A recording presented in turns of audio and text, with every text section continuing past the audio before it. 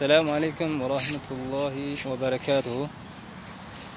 سعود عربية أورومو كوميونيتي أدون سجلتي فتشو بربادا لمني كيتي كتة بوته خاطر أبته سجلته أو كيتي في درسة غلطة جدا سجلتي فتشو بربادا إتان سودان يا دن كابون دبر فتشو بربادا يعني كوس يوما وملمي كودا كانوا مركون أما أنا سه هندي كنيو كيستي أرجمني جرو كنادا dhugaa dubbachuudhaaf qaamni inni ilaallatu waan dubbachaa jiruun fakkaatu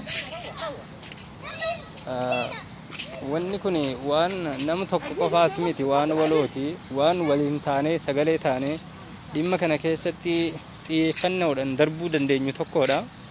Innaa manni biyya tana keessa waan jibbaa sanyii biraat agarsiisu kan isaan hojjetaa jiran gochoota suukanneessadha. Nama keenya nama hidhaa keessatti du'e kan reenfi isaanii irraan baanee jira. Daa'ima abbaan yookiin haati isaadhaa ilaaleen quufiin kan du'e guyyaan tokko guyyaan lama bira buluu jira. Jara keenya kanumti ala jirra jennullee yeroo mootummaan mana cabsee raatee gadi ba'e osoo mootummaan kulaarraan fagaatiin tasumayyuu jarri shabaaba wajjin dhufanii shabaabni seenee uummata keenya saamaa jira. Waan isaan qaban irraa guurataa jira, maallaqa irraa guurachaa jira uummanni kun kan shamarran keenya irraa warqi mormarraa hiikkachaa jiran, harkarraa sa'aa hiikkachaa jiran. Jara keenya miidhama jabaa keessa jira, miidhama namni namaan agarre keessa jiran. Miidhamni nu keessa jiru miidhama addunyaa tana wanni namoonni addunyaa tanaadhaa arganii miti. Miidhamni uummanni keenya Saudi Arabiyaa keessa jiru kun rakkachaa jiran. Uummata kanaaf warri qaamni isa ilaallatu maaliif furmaatan uumne, maaliif callistanii ilaaltanii? Wanni callifamee ilaalamu kun maaliif gahee mataa keessanii hin taphanne? Nuhoo badii qabna. Maal badiin keenya Saudii dhufuudha. Biyya tana keessatti kan dhufneef barni tokkoffaa dhugaa dubbachuudhaaf qabsoof miti. Nuyi qabsoodhaaf miti biyya tana kan dhufne, nuyi of jijjiiruudhaaf dhufne, dalannee jijjiiramuudhaaf dhufne. Tasumayyuu akkatti dalannee jijjiiramuu dhisi akkuma itti jiraannu iyyuu dhabneerra. Warri sagalee nuuf ta'uu dandeessan sagalee nuuf ta'a. Warri immoo miidiyaa kanarratti dhageettii qabdanillee gabbaa nuuf dubbadhaa. Uummata keenya bira jiraadhaa.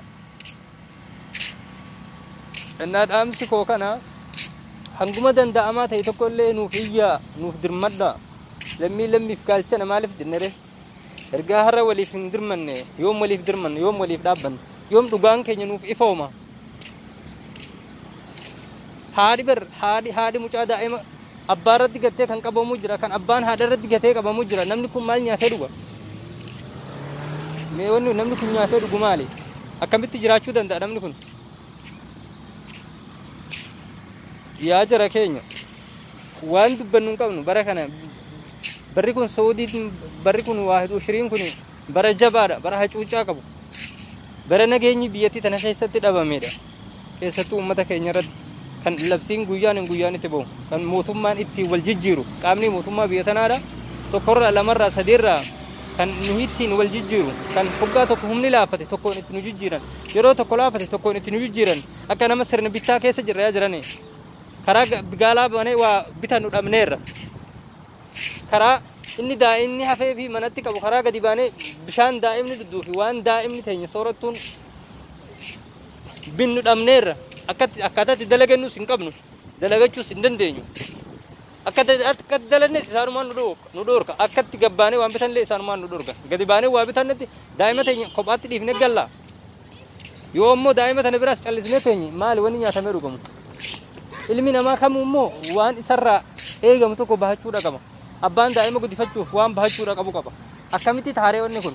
Maal goona? Akkam goonu? Carraan nuti qabnu maali?